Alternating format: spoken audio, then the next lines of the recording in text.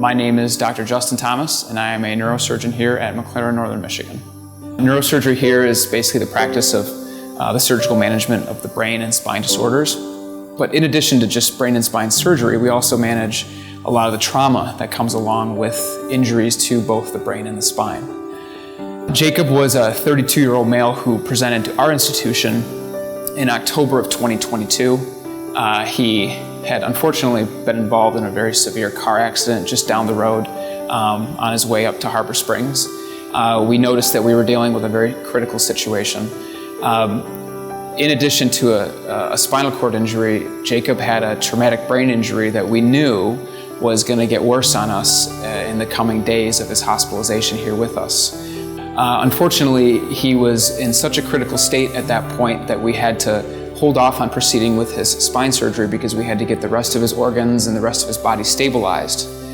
What happens to a traumatic brain injury is that it can evolve, or what we call blossom, over a period of time. Edema or swelling starts out and gets worse, and we usually know that it peaks around the 72-hour mark. In Jacob's situation, we saw that this was going to happen, and so we started prophylactically treating him to try to prevent some of those things from happening. So we managed a situation where we were really kind of walking a very thin line with how to take care of Jacob's situation, because the brain requires a very special type of treatment, and the spine, particularly the spinal cord, also requires a very special type of treatment where we're managing blood pressure, giving certain medications. We don't want to cause injury to one structure that may compromise another. So with Jacob, we had a very complex situation on our hands, and to a neurosurgeon, it's just about as challenging as it can get.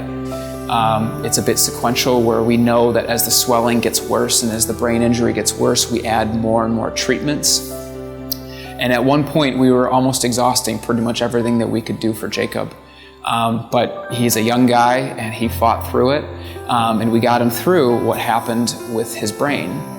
We still had an unstable and very severe spinal cord injury to his thoracic spine that we had to address as well. So this was not an individual specialty or one person taking management and trying to solve this problem. It was a team approach. It required the ICU, the trauma team, the physical medicine team, the nurses, the rehab doctors, the neurosurgeons, myself, and all the other providers that come along with that.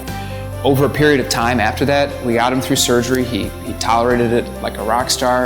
And at that point, it became more from stabilizing his injury and getting him through what had happened to a road of recovery. We discharged him after a little over 2 weeks of being here at the hospital. And we transferred him to a rehabilitation center in Michigan that specializes in traumatic brain injuries and spinal cord injuries. And then after that, he was transferred to an institute in Chicago that offered even more advanced rehabilitation for both his brain injury and his spinal cord injury. I was very surprised, and I was very grateful to see that he made an absolutely incredible recovery. It's a story that we don't often get to see, and he did survive not only his traumatic brain injury, but he is now walking, and he's functional. And we had a handful of people that said that we should give up. We had a lot of people say that he was not going to survive this, let alone ever walk again or recognize faces. We had a handful of people who felt that there was a chance that he may never talk again. And Jacob and his family, his mom, his dad, his sister, everyone that was around with him, got him through the highs and lows of this. And we're very grateful that we were able to be a part of Jacob's journey here at McLaren, Northern Michigan.